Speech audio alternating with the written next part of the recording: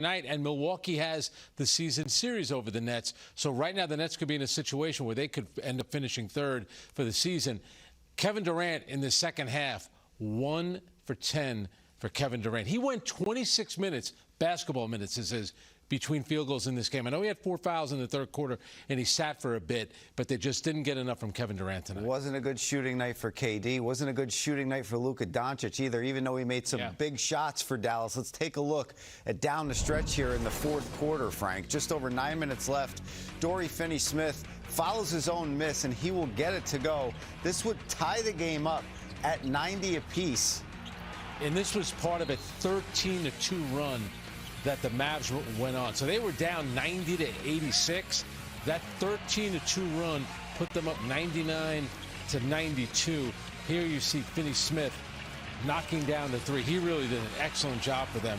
That gave them the 7-point lead with 5:57 to go. Doncic creating some more, this time for Tim Hardaway Jr. And how good was Dwight Powell tonight? He really was good. I'll tell you what, Doncic struggled. When he was trying to be playmaker, he was much better. Here he gets Kevin Durant off balance, much better getting to the rim, and the Nets without anybody to protect the rim, he finishes. Doncic one more time working on Kevin Durant. One-legged turnaround goes. That made it 108-104. How about this? That was a great set play by the Mavericks, and it was your guy, Jalen Brunson, with the finish. Yeah, really good play. And during the broadcast, they mentioned that Luka Doncic looked at the bench and was happy because that was a play that was called by the sideline. But again, that 13-2 run in the fourth quarter really changed everything. And Kevin Durant just not doing enough offensively. Now, listen, there's going to be nights where Kyrie Irving can carry you, but they needed more from Kevin Durant in the second half. That's one of those rare games when you see Kevin Durant really struggling. You see him take 10 shots and a half, he's usually going to make more than one. Yeah, he will make usually more than one on many occasions, but just not tonight. It was a tough night, as Frank just alluded to.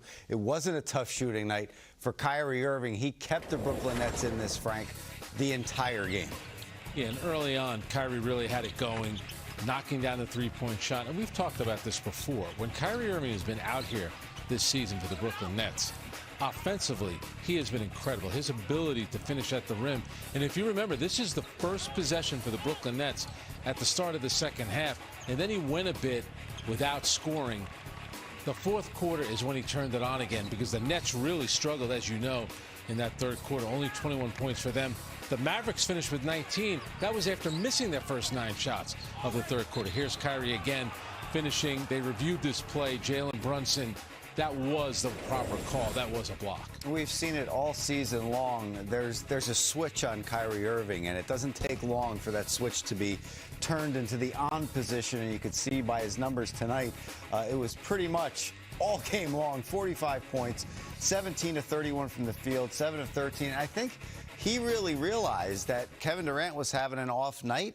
Yeah. And he needed to step it up, and he did. Yeah, and I also think the issue tonight in that fourth quarter, 31 points. So, again, when you look what Kyrie Irving was able to do, the Nets, in theory, had enough points. They just didn't make enough stops. They made the stops in the third quarter, not in the fourth quarter. 31 points on a night where Luka Doncic wasn't really doing that much in terms of scoring for the Dallas Mavericks. They still scored 31 in the fourth. But 2 successive trips down the floor. KD was on Luka, and Luka made 2 big shots with Kevin Durant guarding him.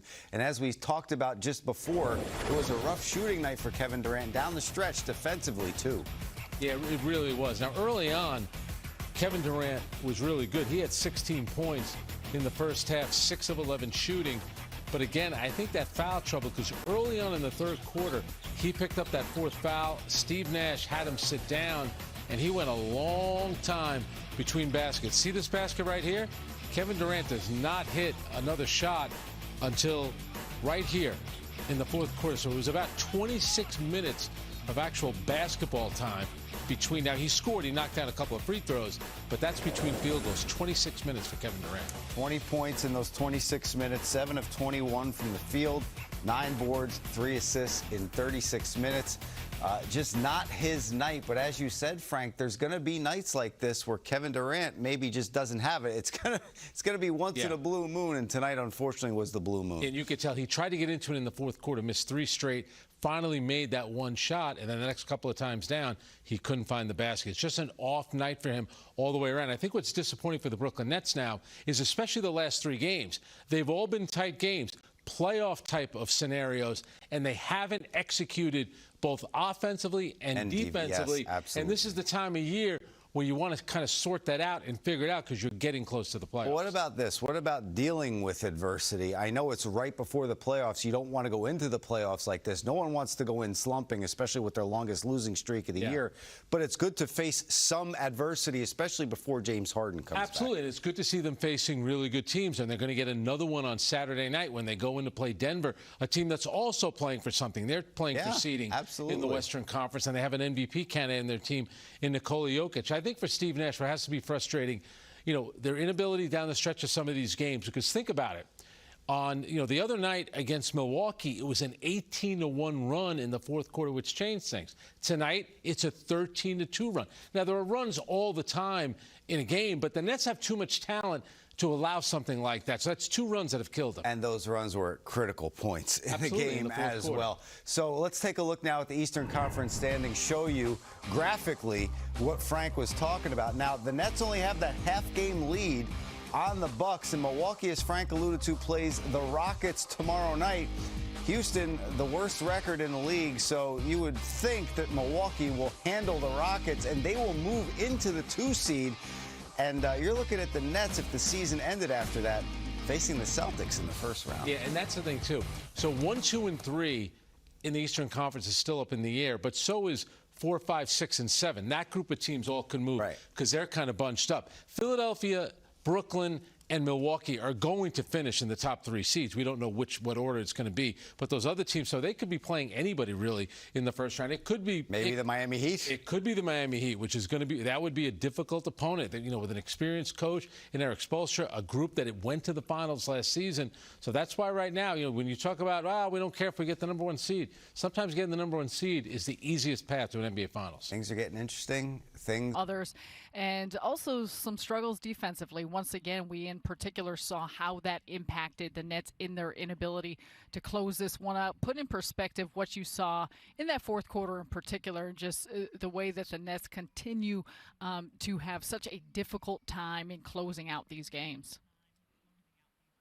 Well, you have to go back to the first quarter. They, mind you, the Nets are always going to be able to score points, but you give up, an almost 40-point quarter to the Dallas Mavericks. So now they're feeling good. They're at home. They've been playing well. They're playing confident. Obviously, the Brooklyn Nets have been struggling a little bit, but once you get that rhythm, and once the other guys, because it wasn't just Luka. Luka kind of struggled tonight. So it was more of the other players that were able to give confidence. And I think down this stretch, as you look to close, they have to do a much better job starting the game defensively, and I think that will help you in the end.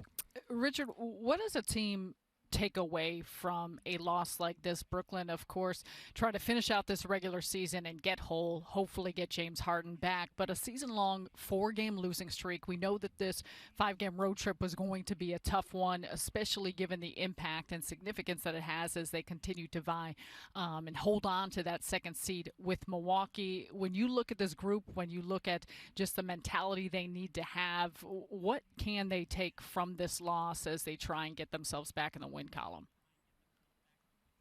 Well, I'm going to say something that they probably aren't saying in this locker room, is that they're fine. And the reason why I say this is you have a Milwaukee team that has so much more continuity. They have their guys. They've been under their coaching staff, and they had some very, very close games against Milwaukee, opportunities to win this game. Obviously, guys didn't play great. So here you come against Dallas. So you lose 2 games to the Milwaukee Bucks. You lose to the Dallas Mavericks on the road. And then here, you look at a team that's going to add James Harden hopefully soon. So you you're still playing great, but I think it shows the importance of having your full roster when you get to that playoff moment, because these teams are getting better. Luka's playing great. You see the Bucks were playing great, and I think right now the Brooklyn Nets are looking a little tired, a little fatigued. Yeah, well, talk about teams getting better. It doesn't get any easier for the Nets on this trip as they head to Denver on Saturday night, a team that is vying for that 3 seed with the LA Clippers currently tied.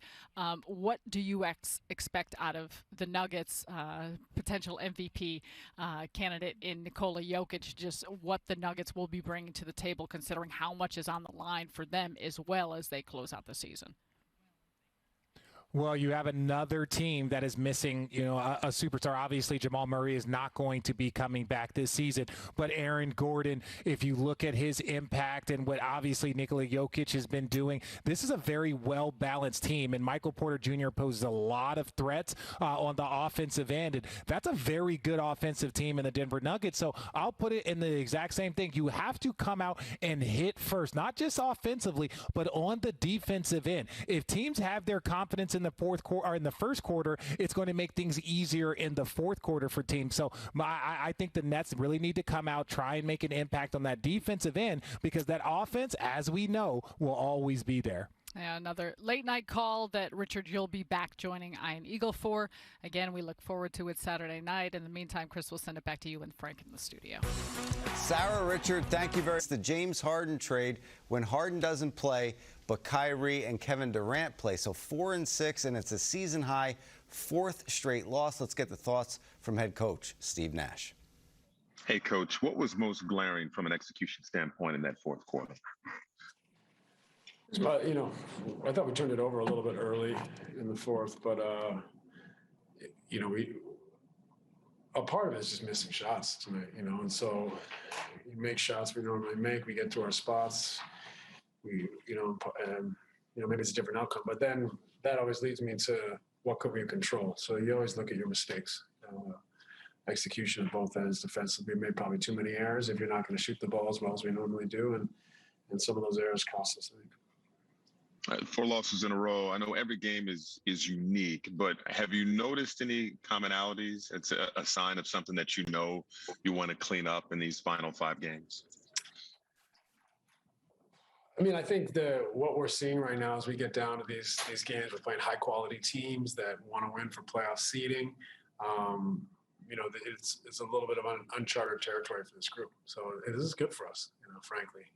We all want to win every night, and I would have much preferred to win tonight. But some adversity, some higher level competition is I think what this team needs going into a playoffs. We have no common experiences together in that setting, and so these are a little bit of a dress rehearsal when you're playing playoff teams that need wins, that are really coming out to try to win these games and play at a high level. So this is good for us. The adversity is good for us. We're going to face adversity in the playoffs, and without having some adversity, now, it may not afford us as much as going through this adversity.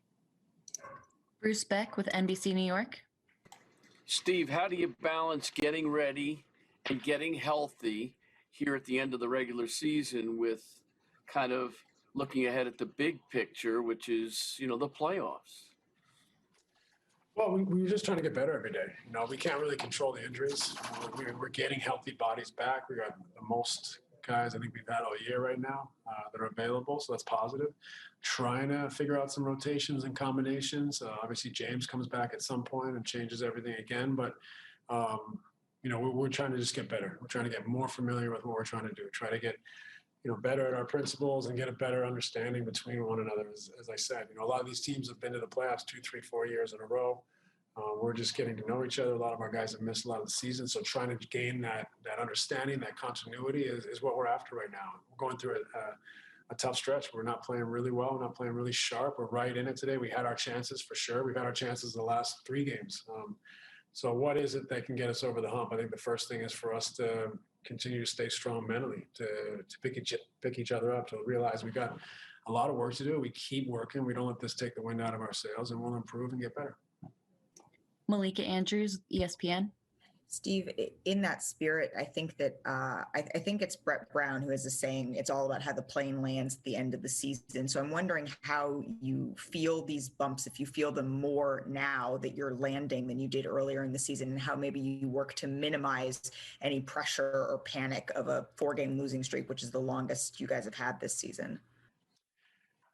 I think pressure is good. You know, you're going to face pressure in the playoffs, so we have to be pressure tested. And this is a team, like I said, that hasn't been there together before. So, you know, this is a little bit of pressure for us, a little bit of a hole to dig out of. I think these are positive scenarios that we haven't faced. You know, so for us to go through this, to have a little losing streak, to have, you know, at least 3 of these last games where we just weren't as sharp as we need to be, but we had a chance to win. You know, how can we solve this riddle? How can we get over the line in some of these games? But at the same time, how can we improve and grow? I mean, we need all these games in order to get better. So win or lose, what can we take from them? What can we gain? So, you know, this is not a time to panic, and you know, we've made the playoffs and we're getting healthy at the right time now. What can we do? How can we grow? How can we put the puzzle and the pieces together to make us as strong as possible in as short a period of time as possible, so we're giving ourselves the best chance to succeed when the playoffs come around. Thank you.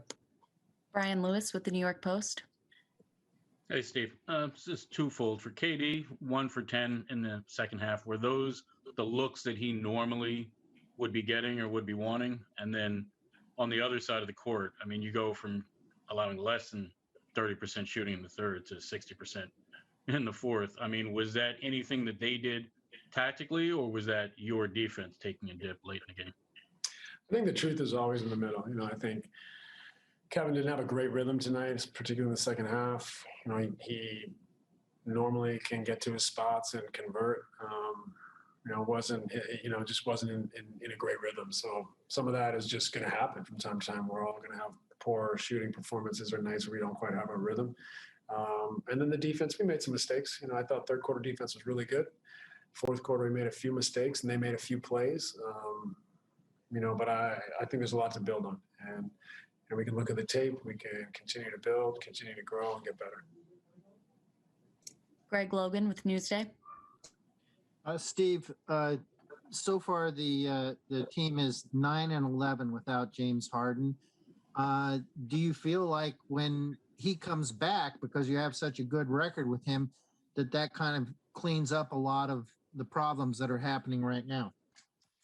Well, clearly James is an amazing player. It means a lot to this team. We've had a lot of success with him on the floor, and he'll improve us immediately in a lot of ways and cover up a lot of holes. But you know, we still don't have that common experience, so we need time to grow and learn and play together. And you know, that may not be here. It may not be enough, but it is what it is, and we got to work. And we got to try to find a way to come together as quickly as possible. And what can we control to win games? As we're finding that understanding and that cohesion. Last question, Christian Winfield with the New York Daily News. Hey, Coach. Cold shooting nights from Kevin are kind of an outlier at this point. So what do you tell him when he has an off game, or do you have to tell him anything, or what do you see from him after a poor shooting performance like this? Because it's not so often that we see them. Nothing. I mean, he's a Hall of Famer. Because he's incredible at what he does. So everyone has off nights. He rarely has off shooting nights, and I have nothing to say to him. He's going to be Kevin Durant. He's going to make buckets. He's going to cause problems for the defense. And tonight was just one of those nights. Thanks, Coach. We appreciate it. Thanks, everybody. Yeah, 9 times out of 10, he's going to be Kevin Durant. Steve Nash talked about adversity down the stretch and how that could be a good thing going into the playoffs. He also brought up Kevin Durant and also said that we missed a lot of shots that we normally make. And Kevin Durant's fourth quarter, as we just heard Christian Winfield say, it's an outlier. Absolutely. And I think, most of the time Kevin Durant is going to make those shots. He just wasn't making them. It's so unusual, though, on a night like tonight, where he goes 26 minutes between that's field goals. Yeah. How many times have we seen him make that pull-up three? Here on the wing, he's being defended pretty well, but he gets into the paint. You see him make that shot before. It just was not a good night for Kevin Durant. Think about this, Chris. In the fourth quarter, he's 1 for 7 for 4 points. Tim Hardaway Jr., Dorian Finney-Smith, and Jalen Brunson all scored more points in the fourth quarter than Kevin Durant. one of the top offensive players the game has ever seen. Yeah, and that's not going to happen too often, as we just heard Coach Nash say. Let's take another break here on the postgame. Coming up next, it's getting down to the wire. And gets the floater in the lane to go. Mavs up 35-25. Less than 30 seconds left in the first. Mike James lobs it up to Nick Claxton. Slams down the oop. Second quarter, KD pulls up from 20 feet. Gets that one to drop. Ties it at 42. Back and forth game throughout. Under 5 minutes left in the half. Luka Doncic connects from way downtown. One of 3 straight three-pointers he had in that stretch. There's Dirk Nowitzki. After he tweaked his ankle, too, Yes. by the way. Just over a minute left in the half. Kyrie with the nifty pass to Bruce Brown. Slams it down. I'm a poet, didn't know it. Third quarter, Irving plays the two-man game with Blake Griffin. Griffin gets inside, throws it down with the left hand. Nets up by 4. Later, Mavs up a deuce. Dwight Powell. Offensive rebound. Right place, right time. Tim Hardaway Jr. Nice move inside. Wow, 12 points, 10 rebounds for Dwight Powell, and he was 4 for 4. He did really well. Under 3 minutes left in the third. Irving continuing to light it up. Knocks down the pull-up. Nets within 2. Time winding down. Following a turnover, Mike James takes advantage. Swishes the step back. Fourth quarter tied at 92. Powell with the nice pass from Doncic. Drives inside. Gets it to fall. Mavs up by 2. Later, Doncic drives. Kicks out to Finney Smith.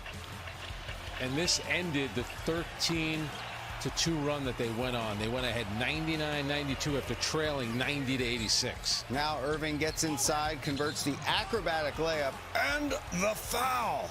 Nets trail 106-102 after the free throw. Under a minute left, Doncic one more time gets the turnaround jumper on one leg.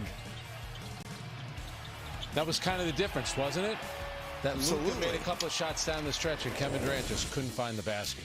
Take a look at the final stats. The Nets just 43% from the field tonight, 13 for 37 from downtown. Got to the free throw line, missed 1.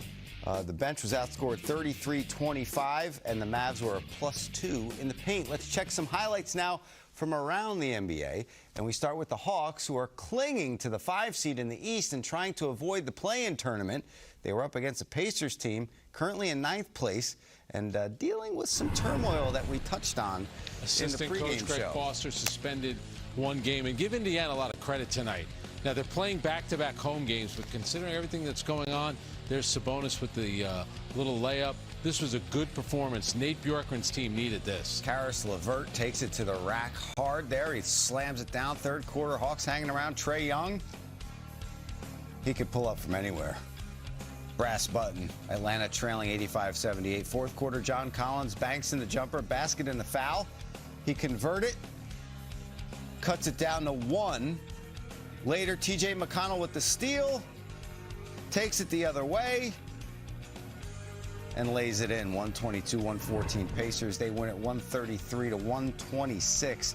Karis LeVert with 31 and 12. Trae Young led the way with 30. Now, you just said that Foster was suspended, so they're dealing with a lot of stuff out there in Indiana. Nate Bjorkgren's first year as head coach there, and it's not pretty down the stretch. And yet, if you look at a bunch of the players, including Sabonis, he's putting up career numbers. They're going to be in the play-in tournament. So all things considered, I think they've had a pretty decent year. He's a young coach. When you hire a young coach, rookie head coach, there's going to be some growing pains. But when you look at the roster that they have, it's not like they have any experienced or really accomplished players. They're kind of all learning and growing on the fly, and to put it all on the head coach doesn't seem fair. I had heard 50-50 chance after the season that they could make a coaching change. It could be one and done for Nate Bjorkgren. Mike D'Antoni, possibly? It's a possibility, absolutely. All right, let's take a look now at the Grizzlies and Pistons in the Motor City.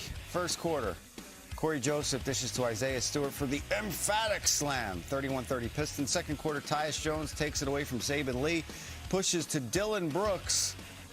Like Dylan Brooks. He is tough, boy. He's a fighter. But Ja Morant is the guy for the Memphis Grizzlies. Man, what a player he's been. Coming up on a minute to go in the half, Stewart to Wayne Ellington on the outside. He connects for 3. 58-49. Fourth quarter. How about this?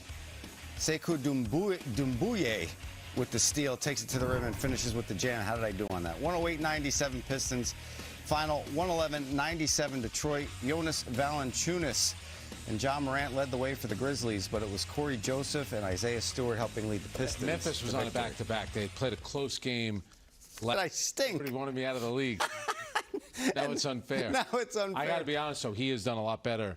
Yeah. I think he's done a lot better than a lot of people thought he would do. Yeah, and you know what? I have to agree with the broadcast. I think he's really been the catalyst since he's been involved with the Nets. And he does the little things, too. His dad being his coach in high school. Yeah. He takes charges, he rebounds, he passes the ball, and he could still dunk. He's not going to dunk over a Kia anymore like he did in the slam dunk contest, but he could still dunk. All right, Frank. 45 points for Kyrie Irving tonight. Let's hear from Kyrie right now. Hey, Kyrie, are you noticing, I know every game is unique and different, but are you noticing any commonalities in these last 4 games that you guys want to clean up? Well, I mean, it's about time we got tested, in terms of just having to think the game on a different level, knowing that teams are shaping up for the playoffs. And we've done our best to make sure that we're ready to play. But now we got to think the game going against some of these good teams, especially on the road. I mean, it's inevitable in terms of going into other people's home floors. They know the rims well. They know the courts well. I mean, everybody feels comfortable when they're home. So we just got to be aware of that. And I think these last few games have proven that. It's tough to win on the road when you're making mistakes and turning the ball over. And, sometimes throughout the possessions in a game, you're not playing with the resolve you would want. So stuff happens, but I think it's good that we have these tests now and these challenges. It's been too easy at times, so it's good. What are you, on that point, what are you guys learning about yourselves? Coach Joe Harris also talked about adversity being a good thing and this being important before you start that postseason run. What are you learning about yourselves right now? I think I would have a different answer for you if I was in year 6 or year 5. I mean, I'm in year 10, so I've been through just different journeys. I've failed, I've succeeded, I've been in a role where I've wanted to play that role. I've been in roles where I didn't want to play, and I think that's the beauty of journeys. Being on a team is we have to define that identity. We could say that we're learning a lot about ourselves through the game of basketball, but really it's just the mind and the body being on one accord. And then us being on the same page. It's basketball. We're not going to overcomplicate it. We're not going to make it like this is a war, this is this. And it's nothing to overcomplicate. It's the game of basketball. Like, it's just who's better that night, who's going to stop the other team and be more physical, and who's going to make the right plays, from beginning to end. So, we're not going to make it about semantics or feeling good. It's basketball. Like, I'm not even going to bring that in here. So it's good. Brian Lewis with the New York Post. Hey, Kai. Going back to your thoughts about thinking the game against some of these really good teams that you're playing down the stretch, is that elevated in the fourth quarter of these games? I mean, 18-1 in Milwaukee the other night, and tonight I think it was like 13-2, gave up like 60% shooting. Is that elevated in these fourth quarters? I mean, other teams know, especially when they're playing at home, that this fourth quarter is winning time in terms of picking up the pace. Both second units are in, some starters are in sometimes. So the game could have different flows. If you look at the Bucks game, primarily they have 4 starters on the floor starting the fourth quarter. That they need to have that type of separation in the game, with their players. And tonight, some starters were in with that second unit, but primarily, we had a few starters in or KD in, and, just figuring it out in the fourth quarter. But our level of play has to match or to overmatch our opponent. And, as you're seeing it when teams go on runs, we get a timeout, but we got to be able to respond. And I think it goes back to my first point. It's just we need to be tested like that. We're not a perfect basketball club. I don't think, we would be doing ourselves a great service if we weren't honest. We haven't played well in terms of spurts throughout the game, especially when it matters.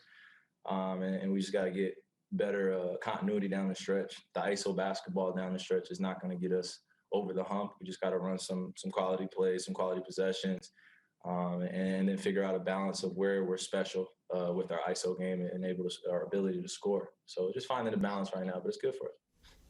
The journey, finding a balance, and being tested. Everything that Kyrie Irving just said right there is basically what you want to hear as you're heading down the road towards the playoffs. They know they're not perfect. They're imperfectly perfect. If you Well, but my only thing is they're talking about we need to be tested. Well, you're failing the test, though. You went on the road in Milwaukee. You lost both of those games, and you didn't execute in the fourth quarter. And then the game the other night, there was an 18-1 run. Tonight, there was a 13-2 run. And, yes, they did a good job on Luka Doncic. He didn't go off on the Brooklyn Nets, but the rest of the players on Dallas did. And Dallas is kind of a middle-of-the-road team that nobody's really looking at as a championship contender. And also, these aren't back-to-back games that they're playing. The Nets are having a day off in between these games. So I would say, yes, they're being tested, but this moment, I'm not going to count the game Friday against Portland because Kevin Durant didn't play in that game. But I do think these last three games, yes, they've been tested, and they've been failing the test. What about the size thing? Is there anything to that as we see these teams with a little bit more of a edge with size, and the Nets just can't stay with them? I think there's something. I think Steve Nash is still trying to figure out a rotation, because what they did to Giannis in the fourth quarter on Sunday when they had Blake Griffin on him, Giannis went 1 for his last 5. So I thought that matchup worked for them. They did a good job tonight on Luka, but Dwight Powell was a guy, they just couldn't contain him. They could not put a body on him. He was flying all over the place. He had 12 points, 10 rebounds, and he made all 4 of his shots. So I think there is some truth to that, because remember when Luka in the fourth quarter blew past Kevin Durant, there was nobody at the rim to protect it. All right, well, you just brought up Kevin Durant, and Kevin Durant just spoke, so let's hear thoughts from Katie. Coach, Kyrie, Joe, just